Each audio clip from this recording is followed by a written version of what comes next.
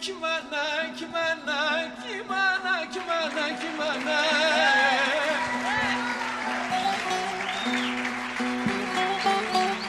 Amanına taş düştü yeri yakar da oğlum Muhammed'im gene bugün kime ne? Amanın amma